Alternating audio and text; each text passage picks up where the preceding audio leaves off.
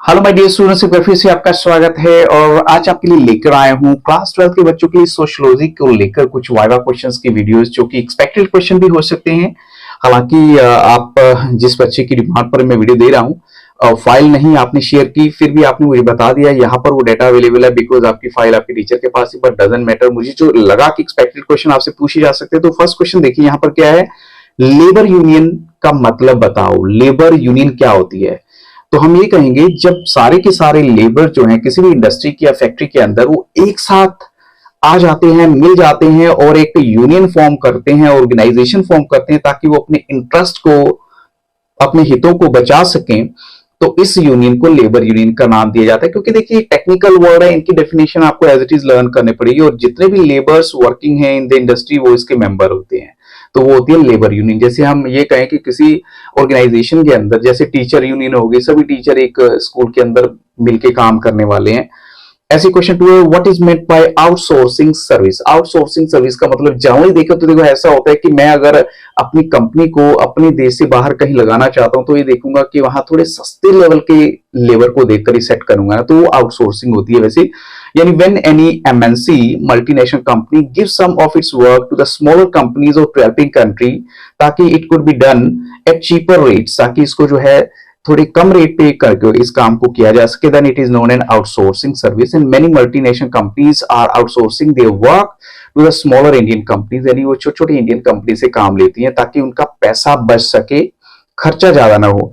ऐसी स्ट्राइक और लॉकआउट के बीच का डिफरेंस बताना है। स्ट्राइक क्या होती है? जब हम हड़ताल करते हैं, अपनी विशेष को पूरा करने के लिए करते हैं, जैसे आपने 11th क्लास के पॉलिटिकल साइंस में पढ़ा होगा कि हम अपनी डिमांड्स को आर्टिकुलेट करते हैं, वो स्ट्राइक होती है। लेकिन लॉकआउट क्या होता है? जब कंपनी के लोग, जो ऑफिसर्स हैं, मैनेजर्स हैं, वो ऐसे स्ट्राइक करने वाले लोगों को अंदर नहीं आने देते, वो लॉकआउट की कैटेगरी हो जाती है। यानी जो मैनेजमेंट है वो ऐसे लोगों को अंदर नहीं आने देती, that is called as lockout, factory के अंदर, है ना। क्वेश्चन 4 है, write a note on home based industry with in suitable examples. आपको होम बेस्ड इंडस्ट्री का एग्जांपल देना है जो घर में आप सेटल कर सकते हैं। तो सिंपल सी बात है, जो होम मेड इंडस्ट्री है वो एक इंपॉर्टेंट पार्ट है इकोनॉमी का, and this work is mainly done by women and children. और जो होम वर्कर्स हैं, they are paid on a piece rate basis, depend करता है नंबर ऑफ पीसेस जो वो बनाते हैं। जैसे we can take example of carpets, zari और ब्रोकेड या बीडीज या अगरबत्ती, ये छोटे छोटे काम है जो आप घरों में आराम से कर सकते हैं। यानी दिन के आपने 100 पैकेट तैयार किए, तो समझो आपको 100 पैकेट के हिसाब से पैसे मिल जाएंगे। How did the planters live. Planters जो है किस तरीके से रहते थे, तो ये थोड़ा सा क्वेश्चन आपको बताना है कि पुराने टाइम में जब ये सब का सब वो काम करते थे तो उनको कैसी लाइफ मिलती थी। देखिए जो प्लांटर्स होते थे, planters live in huge bungalows, sturdy wooden stilts to save and guard the inmate from wild animals. और लग्जरी और कंफर्ट की उनकी लाइफ होती है जो प्लांटर्स होते थे। ए नंबर ऑफ जो बावर्चीज हैं, या माली हैं या बियरर्स हैं, they were trained by the planters to serve them to perfection. और उनको इस तरीके से ट्रेन किया जाता था कि वो उनको प्रोटेक्ट भी करें, उनको रखवाली भी करें, उनकी सुरक्षा भी करें। क्वेश्चन 6 है, in an industrial setup how can a manager make the workers produce more. अगर इंडस्ट्रियल सेटअप की बात करें तो एक मैनेजर कैसे जो है वर्कर्स को ज्यादा से ज्यादा प्रोड्यूस करने के लिए तैयार कर सकता है। तो 2 तरीके होते हैं इसमें, 2 मेथड है। एक तो to extend the working hours है, और दूसरा है to increase the amount that is produced within the given time period. तो ठीक है, आप टाइम पीरियड में कितना अमाउंट बढ़ा सकते हैं वो आपके ऊपर डिपेंड करेगा, है ना।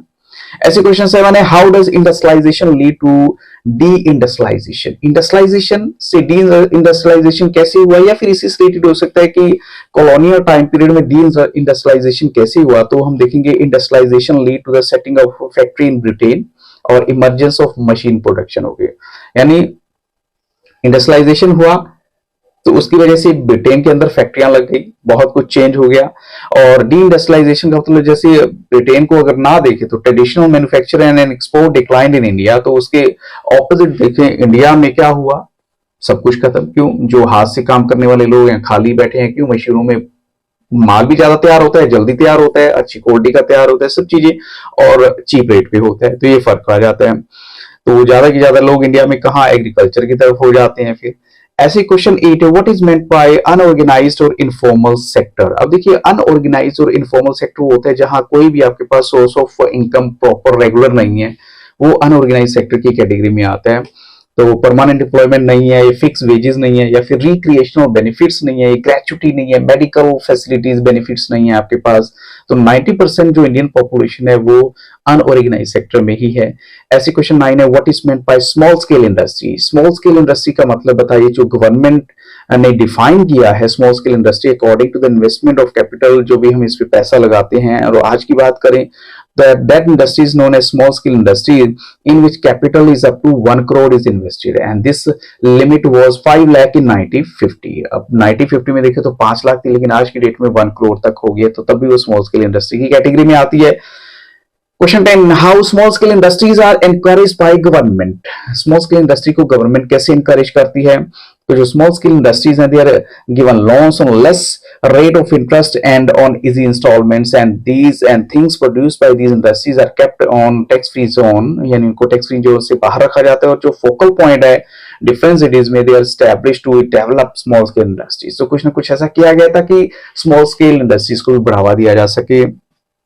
अब ये क्वेश्चन समझिए, ये बड़ा इंपॉर्टेंट है, और वो क्या है, what is meant by disinvestment. Disinvestment क्या हो सकती है।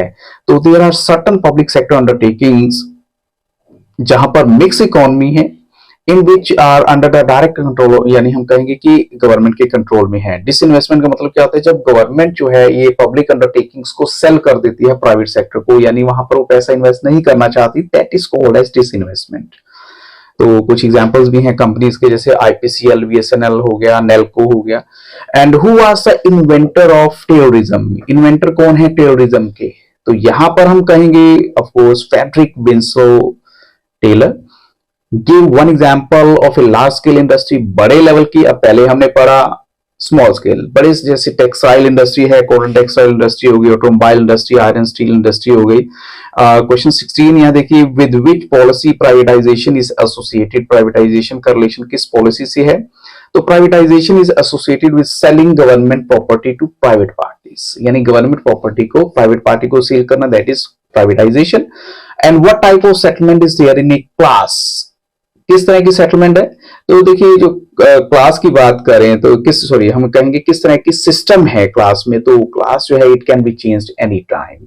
ऐसी सोशल क्लास क्या होती है। Social class is a group of people who have something in common with other, जो दूसरों के साथ कुछ ना कुछ कॉमनैलिटी रखते हैं।